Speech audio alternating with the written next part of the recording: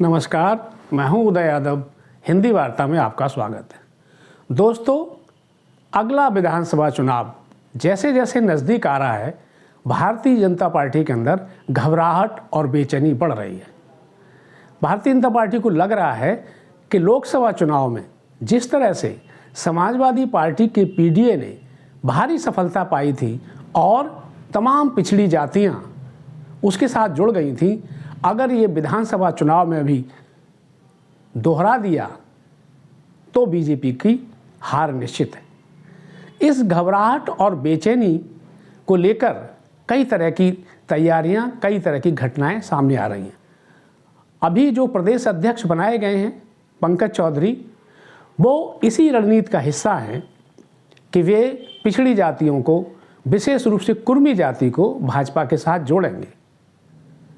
आपको बता दें कि उनके प्रदेश अध्यक्ष बनकर आने के बाद इसी हफ्ते 3-4 दिन पहले लखनऊ में इंदिरा गांधी प्रतिष्ठान में भारतीय जनता पार्टी की एक वर्कशॉप हुई, जिसमें सभी जिलाध्यक्ष बुलाए गए थे, सभी पदाधिकारी मौजूद थे, विधायक मौजूद थे और केंद्र से एक पर्यवेक्षक तरुण चुग भी मौजूद थे।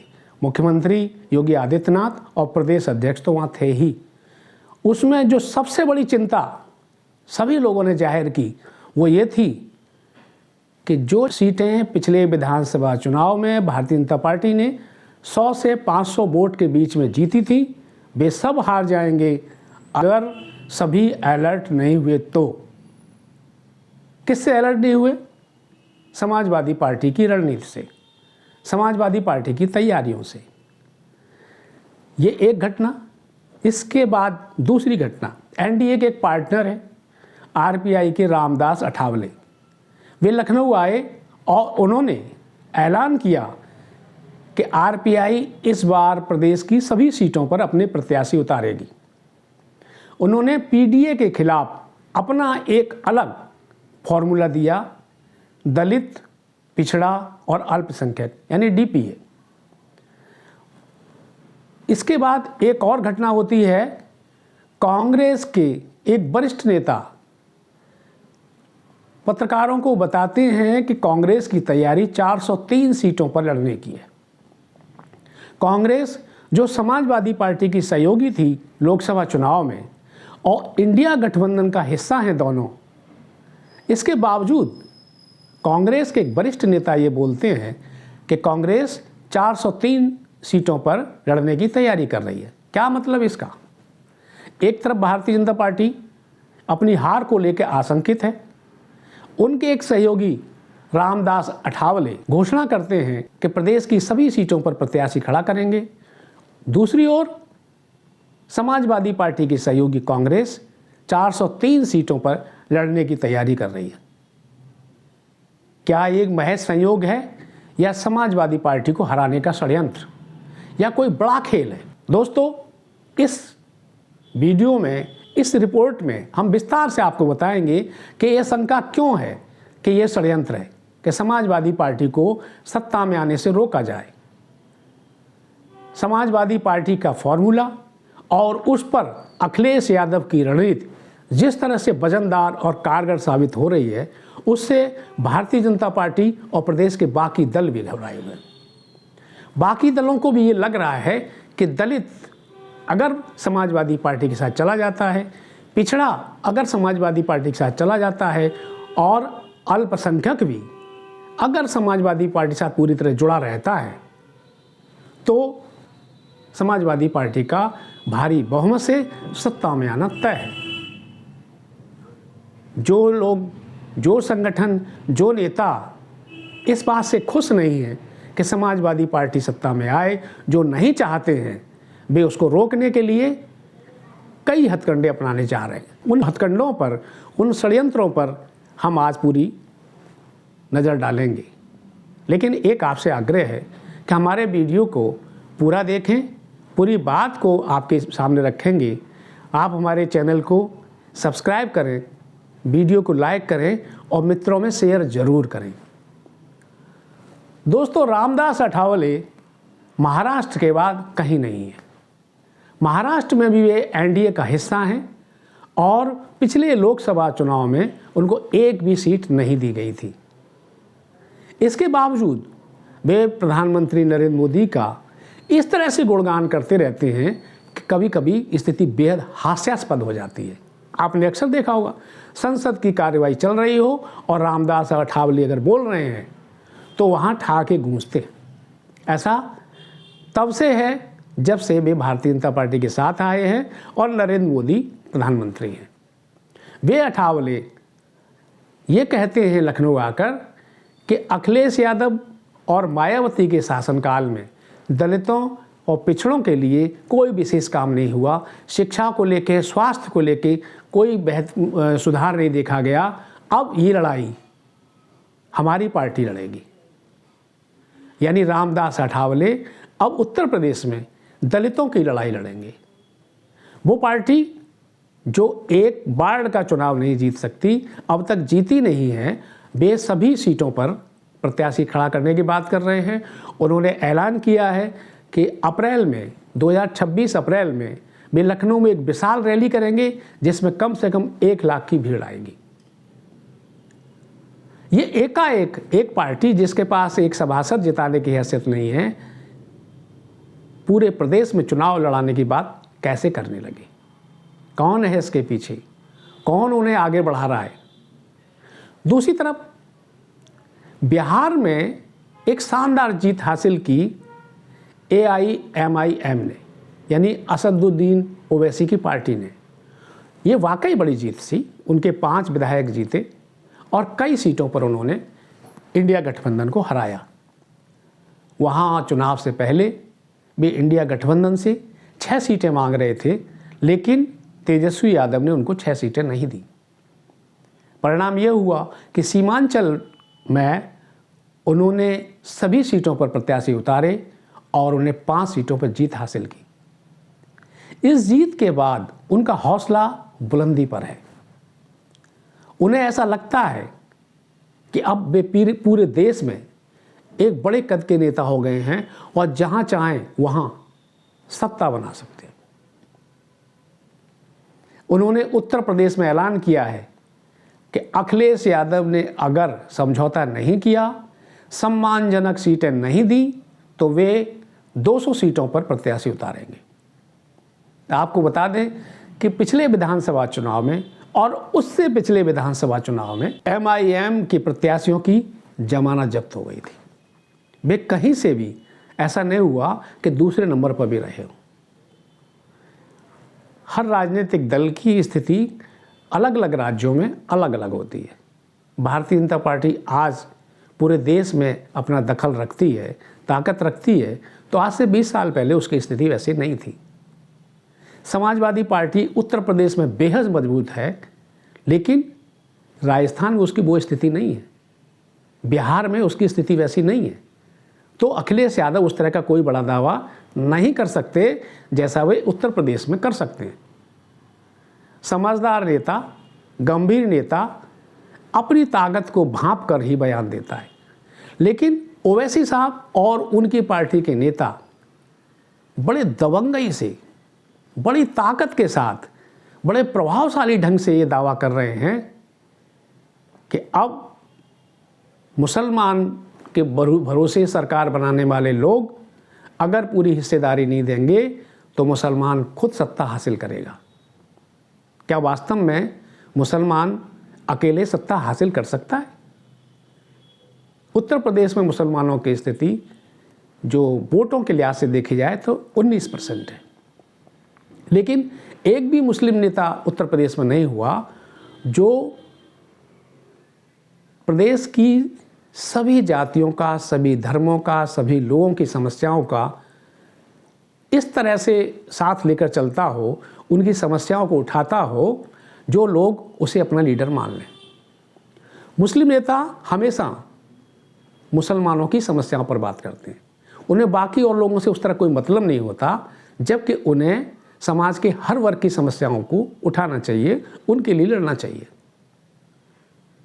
यही वजह है कि उत्तर प्रदेश में कोई बड़े कद का मुस्लिम नेता नहीं हो पाया। आगे हो सकता है, अगर कोई प्रयास करेगा तो निश्चित हो सकता है। लेकिन अभी ओवैसी की और उनकी पार्टी की स्थिति उत्तर प्रदेश में इस तरह नहीं है कि वे अकेले दम चुनाव लड़ें और सरकार बना लें। वे अगर किसी के साथ गठबंधन में जाते भी हैं तो भी उन्हें 1-2 सीटें मिल जाएं, जीत जाएं, तो ये बड़ी उपलब्धि होगी।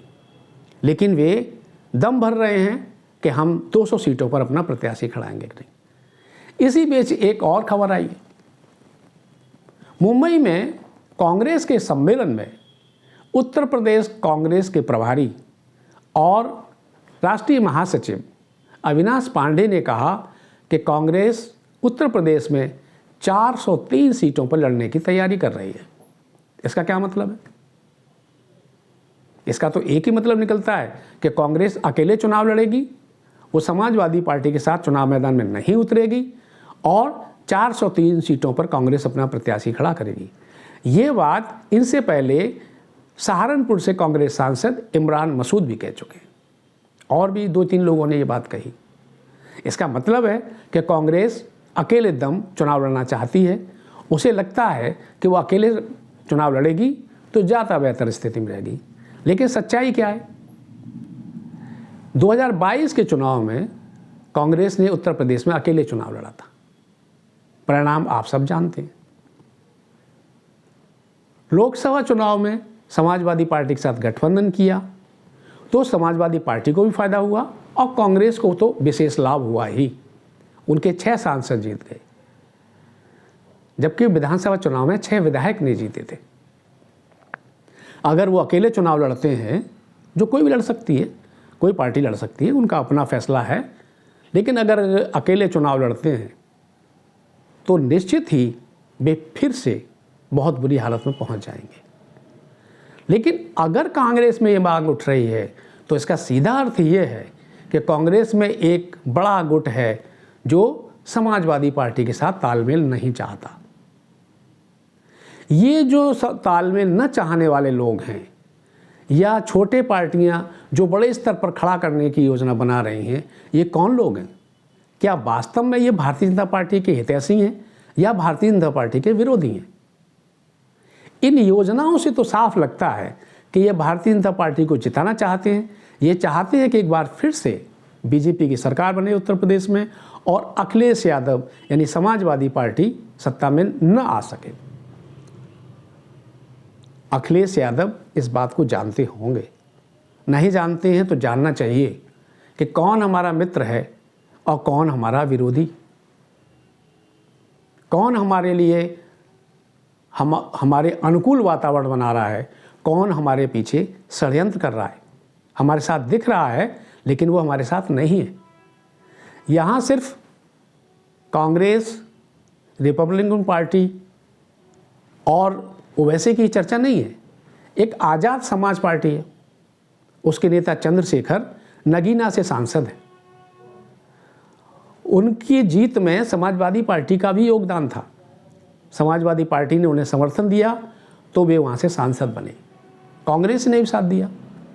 लेकिन अब वे भी ये दावा कर रहे हैं कि उत्तर प्रदेश की सभी सीटों पर आज़ाद समाज पार्टी चुनाव लड़ेगी। उन्हें लगता है कि जो दलित बहुजन समाज पार्टी के साथ होता था, अब वो बहुजन समाज पार्टी का साथ छोड़ चुका है, हमारे साथ आ रहा है, हमारी ताकत बढ़ रही है। उन्होंने एक रैली भी की मुजफ्फरनगर में और बड़ी रैली थी। उस रैली से उन्होंने संकेत देने की कोशिश की कि उनकी पार्टी पश्चिमी उत्तर प्रदेश में ताकतवर हो रही है और उन्हें लगता है कि अब वे प्रदेश स्तर पर अपनी ताकत बढ़ा सकते हैं। लेकिन उनके जान लेने से, समझ लेने से क्या वाकई वे प्रदेश स्तर की पार्टी बन गए हैं? ऐसा कई बार होता है कि सभाओं में भारी भीड़ आती है, लेकिन जब चुनाव होता है, वोट पड़ते हैं, उसके बाद जब परिणाम घोषित होता है तो वैसा नहीं होता जैसी उम्मीद की जा रही थी। बिहार चुनाव में क्या हुआ सभी जानते हैं। तेजस्वी यादव की रैलियों में, राहुल गांधी की रैलियों में और जो लोग गए थे नेता अखिलेश यादव समेत, उन सब की सभाओं में भारी भीड़ आई, लेकिन सरकार तो नीतीश कुमार की बनी। ये चीज़ आज़ाद समाज पार्टी के नेता चंद्रशेखर की समझ में नहीं आई। उन्हें लगता है कि वे उत्तर प्रदेश में बड़ी पार्टी बन सकते हैं। जो दलित बहुजन समाज पार्टी के साथ था, जो बाद में समाजवादी पार्टी के साथ चला गया या भारतीय जनता पार्टी के साथ चला गया, वो अगले चुनाव में आज़ाद समाज पार्टी के साथ आएगा और मुसलमान के साथ मिलकर वो एक बड़ी ताकत बन जाएगा। पार्टी हमारी बड़ी ताकत बन जाएगी। ये जो पार्टियां हैं, जिस तरह की योजना बना रही हैं, जिस तरह के अभी बयान आ रहे हैं, सबके बयान भारतीय जनता पार्टी को हराने के लिए नहीं है, बल्कि समाजवादी पार्टी पर चोट करने के लिए। उनकी पहली प्रायोरिटी समाजवादी पार्टी को हराना है, न कि भारतीय जनता पार्टी को हराना। दोस्तों, हमने ये बताने की कोशिश की है कि समाजवादी पार्टी एक बड़ी पार्टी बन गई है। निश्चित रूप से वो अगले चुनाव में जीतने की स्थिति में, यही वजह है कि जब भारतीय जनता पार्टी के नेता संगठन को लेकर और सारे जिलाध्यक्षों को लेकर बैठते हैं तो उनकी चिंता समाजवादी पार्टी की तैयारियों को लेकर होती है। वे ये चिंता जाहिर करते हैं कि SIR में सभी लोग जुटें, वरना हमारे लोग हार जाएंगे। जिन लोगों को अगले 20 साल राजनीति करनी है, उन्हें भी SIR में जुटना चाहिए, क्योंकि ये जो वोटर लिस्ट बनेगी ये अगले 20 साल चलेगी। ये बात भारतीय जनता पार्टी के महासचिव कहते हैं, अपने जिलाध्यक्षों से चेतावनी देते हैं और समाजवादी पार्टी की तैयारियों का जिक्र होता है। समाजवादी पार्टी को लेकर RPI के अठावले अपनी मंशा जाहिर करते हैं कि दलित और पिछड़ों की असली लड़ाई अब हम लड़ेंगे। आज़ाद समाज पार्टी वो पूरी सभी विधानसभाओं पर चुनाव लड़ने की बात करती है और दलितों, पिछड़ों, अल्पसंख्यकों का भविष्य खुद को बताती है। ये सारा कुछ जो हो रहा है समाजवादी पार्टी के साथ हो रहा है। मेरी नज़र में ये समाजवादी पार्टी को हराने का एक षड्यंत्र है, जिसके पीछे भारतीय जनता पार्टी का दिमाग है। आपको क्या लगता है? आप ज़रूर बताइए कमेंट बॉक्स में, क्योंकि अगर ये षड्यंत्र जारी रहता है तो अगले विधानसभा चुनाव में समाजवादी पार्टी को भारी नुकसान हो सकता है। आपका विचार, आपकी राय हमारे लिए महत्वपूर्ण होगी। कमेंट बॉक्स में ज़रूर लिखें और जल्द मिलते हैं अगले वीडियो में नए मुद्दे के साथ, नए विषय के साथ। तब तक के लिए नमस्कार।